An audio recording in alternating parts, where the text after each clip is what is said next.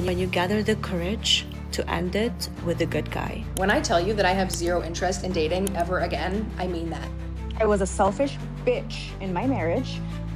I made the extremely tough decision to leave my husband last year. Why is having a boyfriend embarrassing now? What if one of the biggest conversations in modern dating isn't about finding love, but about realizing what was lost after a relationship ends? Why are so many people online sharing stories about past relationships, personal regrets, and changing expectations? Is this the beginning of a larger cultural shift, or are viral videos simply making these experiences seem more common than they really are? In today's video, we're breaking down the online debate surrounding accountability, commitment, and why more people are rethinking what they truly value in long-term relationships. Stay with us until the very end, because the final perspective might completely change the way you look at modern dating.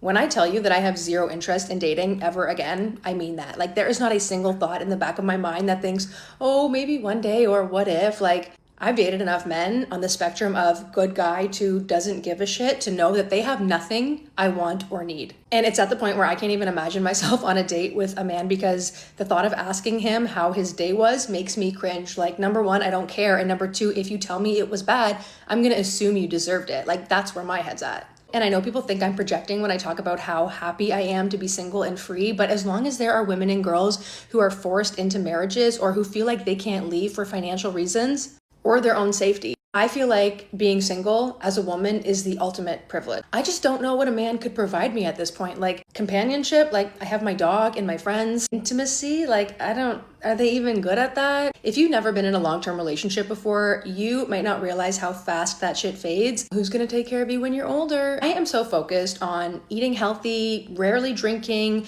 lifting weights that hopefully I can take care of myself for as long as possible. But beyond that, I invest in my friendships where we look out for each other. And how many men do you know who are excellent caregivers, especially to older women? I actually have so few problems now that I don't date. Like, I'm way less anxious. I spend less on therapy. My pH is balanced. The thing is, being with a man will always include some sort of compromise. And if that's what you want, power to you. For me, I never want to compromise again. And I don't have to when I'm on my own. An increasing number of women are sharing videos about past relationships, divorces, and breakups, reflecting on whether leaving a dependable partner was the right decision. Some admit they only appreciated what they had after spending time single or returning to the dating scene, while others say experience changed how they view commitment and long-term relationships. You know you've leveled up and you healed when you gather the courage to end it with a good guy. And let me elaborate. قد في منا بيكونوا بعلاقة مع حدا شخص كتير منيح، شخص عن جد كتير منيح، بيعقد. But deep down we know إنه هالشخص منه مناسبنا. But we stick around because he is that good guy, that great guy, right? Don't get me wrong. I'm talking about someone you're in love with, like someone you deeply, deeply love, but you just know you deserve so much more. He's a great guy, but there's an intellectual gap between you two. He's a great guy, but you've never felt more lonely having a conversation with him. He's a good guy, but you don't have the same interests. He's someone you're madly in love with, but you have to sometimes make yourself a little bit smaller for him to be able to grasp you. He is a good guy, but he lacks ambition in the categories you care about. In my opinion, ending it with the good guy is a big, big form of self-love, and it really reflects your self-worth and what you think of yourself and that you are fully leveling up and ready to level up. I really think that maturing is realizing that it's so much better to feel lonely by yourself than lonely with someone else, someone siphoning your energy and your time. What began as personal stories has grown into a much broader discussion about accountability, shifting expectations, emotional compatibility, and whether modern dating has made it harder for people to recognize healthy relationships before they lose them. I've given up on men. I'm resigning 2025 over and out. Honestly, men are just a constant disappointment. The more time goes on and the more experiences I have, I genuinely feel like I will be happier on my own. And do you know what it is? I just feel like for me to be with someone, they've got to just bring something extra, no drama. One online commenter argued that there's no point trying to make something work if the overall dating environment feels unhealthy. From that perspective, staying out of the dating market altogether can seem like the better option. I was a selfish bitch in my marriage. I've been divorced now almost 4 years, but I was married to my ex-husband 16 years and with him 18 years. And again, I was a selfish bitch. Nothing was ever good enough. I took him for granted. He seriously rolled out the red carpet for me. He was sweet, kind, generous. He told me how much he loved me 5 times a day. He told me how beautiful I was every day. If he'd wake me up in the morning, because he knows I love massages, wake me up rubbing my shoulders. He'd rub my feet every evening while we were watching TV. If I said, for example, oh, I'm craving a Dr. Pepper, he'd be like, okay, let me go to the corner store and get it. He adored me. He was amazing. Like on paper, it's what every girl wants, seriously. And yeah, I took it for granted. And now I lost that, right? And I carried a lot of guilt because I caused it. That's my biggest regret in life, is not saving, the whole family aspect. The grass is not always greener on the other side, ladies. It's not, I'm good now. I feel great. And he's super happy with his girlfriend. And honestly, I could not be happier for him, because he deserved to be loved and cared about and respected, as he should have always been. So I'm so happy that he's happy. Anyways, what I'm saying, ladies, the grass is not greener on the other side. If you have a good guy, take care of him. Take care of him. Trust me, there's nothing good out in these streets. He seriously set the bar. He set the bar. And ultimately, what I always wanted, I had all along. So we have good right in front of us, and we don't know how to take care of it. Another person rejected the idea that successful relationships require mastering some hidden code or strategy. Instead, they argued that remaining single is a perfectly reasonable choice, especially if it means avoiding unnecessary stress, conflict, or financial risk. I made the extremely tough decision to leave my husband last year after being with him for 21 years. We were married for 8 years. And my ex-husband is not a bad guy, wonderful father. But there were some things that would send people into orbit when I would tell them things. Like, number one, and I'm not exaggerating, my ex-husband did not tell me that he loved me. That sends people into outer space when I tell them that. That was something that I accepted, we'll call it accepted, but now I see it as settling. I had accepted this about him, but what ended up happening is years and years and years of what I will consider emotional neglect, unintentionally. I began to resent him. And there's a few videos that I want to make of things that I've learned, especially with us coming up on 1 year divorced, and what I learned about divorcing the good guy and what a villain that makes you, how hard it is on your kids. I just want this to reach someone going through the same thing or thinking about divorcing the good guy. And if you have questions, if you have concerns that you have for yourself or your kids, drop it in the comments. I'd love for somebody to ask me something, because I feel like my story can help somebody. We're going to start here. Others questioned why relationships should require decoding mixed signals or constantly guessing what a partner wants. Their view was that healthy relationships should be built on straightforward communication rather than complicated expectations. No one talks enough about how hard it is to let go of the guy who you love and who loves you. And there's so many beautiful blessings in the relationship, and yet you just know deep down that they are not your forever person.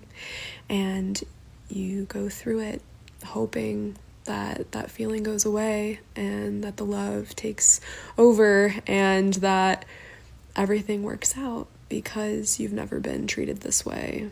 And it's so much of what you've prayed for. And yet it teaches you about self-trust, and that choosing yourself, no matter what the outcome, is always going to be in your favor, because it's not fair for you or the other person to silence that voice inside. Some commenters claimed that when men stop seeking approval or validation through dating, the dynamic changes significantly. They argued that simply choosing not to participate in unhealthy relationship patterns can be a powerful statement in itself. Why is having a boyfriend embarrassing now? Because the women are evolving so much and the men are falling behind. Forget about a good man, even a normal decent guy is rare nowadays. I don't know about other countries, but in China, especially in the big cities, more and more women are choosing to stay single, not getting married, not having kids. I live in Shenzhen, half of my girlfriends are single by choice. They're very focused on proving themselves financially, physically, spiritually, mentally, all about having a great life. They're funny, kind, energetic, you just love being around them. But when you look at the men around us, at this age, if they are already balding or sticking out a bare belly, it's a win. And not to even mention the moment they start talking. It makes you wonder if this is 1949. And also, as someone who's being intentionally single, I have found so much joy and fulfillment in other aspects of my life. My family, friendships, content creation, career, traveling, time with my dog. Love comes in many forms. I don't believe there's something you must get through a specific man. So a few days ago, I was in Tokyo for the Oasis concert, and after that, me and my friends, we traveled to Mount Fuji, cycling around the lake. So looking at the beautiful scenery, I was thinking to myself how lucky I am to experience this with my friends. Life is great, but I never came across my mind, oh my god, I wish there was a man by my side. Like, it doesn't seem that necessary. So my approach towards dating and romantic relationship is very realistic nowadays. Unless being with a man adds significant value to my life, I think it's better for women to stay single. Several men shared that they would rather invest their time in work, personal development, and their own well-being than pursue relationships they believe may bring unnecessary conflict. They pushed back against stereotypes that single men are simply unmotivated, saying many are focused on building stable and productive lives. So let me pick up where I left off. Fellas, you keep saying I'd rather stay single, women are too much, I don't need the headache. I get it, but let's be real. That is crap. You don't actually want to die alone with a frickin' gaming console and a fridge full of frozen pizza. You don't, because guess what? Biology doesn't lie. Men and women were designed for each other. That is masculine and feminine polarity. That's not just some TikTok buzzword. That is nature. That's why when you're with the right woman, everything in your life sharpens. Your drive, your purpose, your discipline, everything.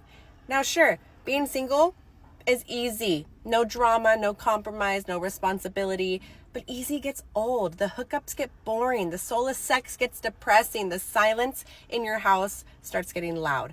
And then what? You're 40, 50, 60 years old. Nobody by your side. Nobody in your bed. Nobody to build with. That is not freedom. That's failure. Here's the truth. Men need women and women need men. That's a beautiful balance. That's order. That's how we're wired. The problem, though, is too many men give up before they figure us out. They throw their hands up like it's too complicated instead of leaning in and cracking the damn code. When you do crack the code, life gets great. You get respect. You get loyalty. You get passion. You get peace in your home and fire in your bedroom. That's not a bad deal if you ask me. That's a jackpot. So stop lying to yourself that staying single forever is the move. It's not. Master your woman. Don't run from her, because the man who figures out his woman is the man who truly wins at life. Others suggested that the biggest shift isn't confrontation but quiet independence. In their opinion, choosing peace over constant dating has become its own form of empowerment. Have you ever thought about the fact that, like, we're going to have to create systems and things that we have never seen before? Like, if so many of us as women are planning on not having children and growing old with our friends and living in this sort of communal way that's very much not what I grew up with the whole, like, and you were born from parents and then you have kids and then their kids have kids and then eventually you're the grandpa and you're sitting there with your family and there's, like, young people built in. We're going to have to build ways of living and ways of existing and ways of connecting with younger generations and older generations that we have not seen before, because we've been in such a repressive patriarchy and we have been forced to live in nuclear families, or at least nuclear families with maybe an extra generation somewhere. But in order to create what so many of us are talking about right now, we are going to have to build systems that were not passed down to us. And I find that extremely fascinating and also super intimidating. So if anyone is already, like, talking about how we're going to do this tangibly, please point me in their direction, because I want to know more. Many participants emphasized that what they value most is a relationship built on calm communication, mutual respect, honesty, and emotional stability. They said they no longer want constant arguments, jealousy, or feeling pressure to justify every decision they make. Why do you think so many men feel like the dating game is stacked against them right now? God. Men are continued to be persuaded into selecting women who are signaling for short-term dating. And the reason that I say that is men, and this is proven across time, across cultures, they have discernment around short-term dating and mating versus long-term dating and mating. And the reason that that's important is women now, with the cultural changes, with feminism, with the influence of empowerment via promiscuity, they're all signaling for short-term mating strategies. And so men are attracted to these women. They'll sleep with these women. They certainly will come, but they don't stay. And so women say that they want long-term partners, and the expectation of men is to be everything that a long-term mate would be, but they're not signaling the right things for men to commit to, nor would they want to. And so now it's making men the enemy for not wanting to commit to women who are not up to the standards that men have when it comes to choosing a woman to commit to long-term. And so the confusion and the frustration for men is that there are no viable, not many viable mates as far as options when it comes to somebody that they could actually settle down with, commit to, and build a family with. And so the frustration for men is valid. They're not confused, they're wise. And women can either continue to attack men and say that they shouldn't have standards, or they're insecure, or they're controlling, or they're whatever they want to label them, to deflect any level of accountability or awareness around maybe their behavior or the way that they present themselves or how they carry themselves or their history with access and sexuality is not at all what men actually want nor look for when it comes to a woman to settle down with. Another recurring criticism focused on accountability.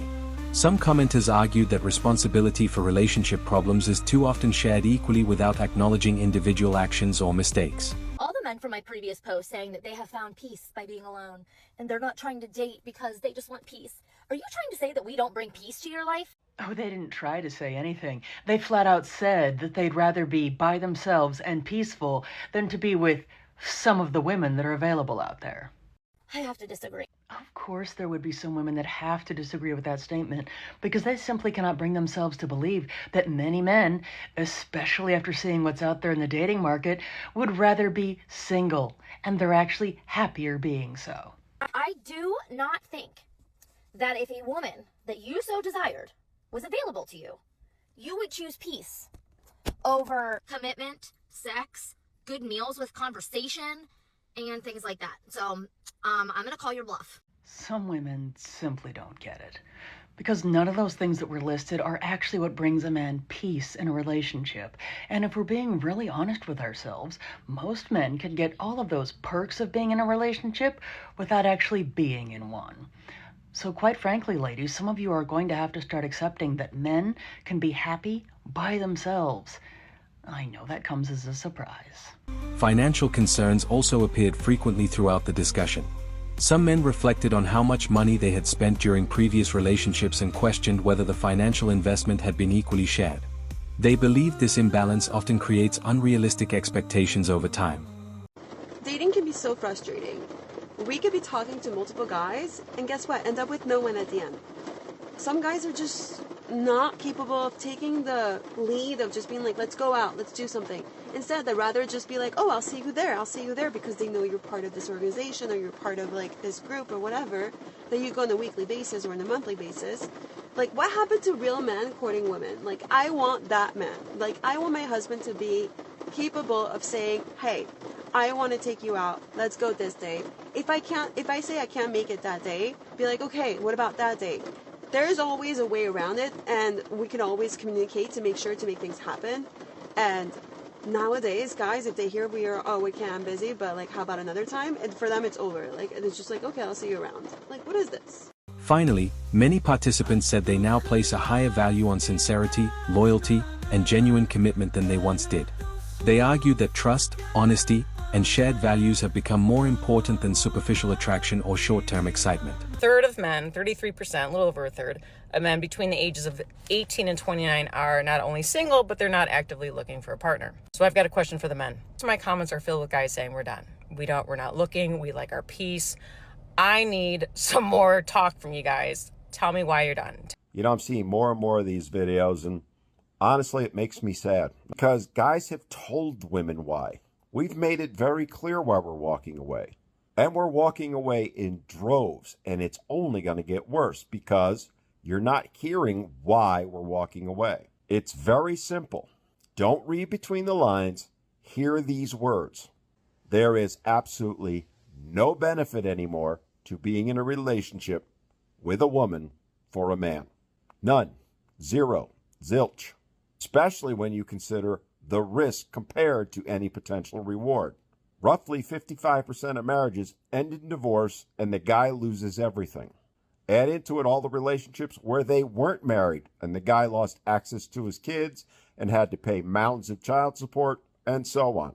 When you really look at it, there's less than a 1 in 4 chance of having a successful relationship. Would you risk everything you have? Would you risk your children and having access to them, knowing you only had a 25% chance of success? I doubt it.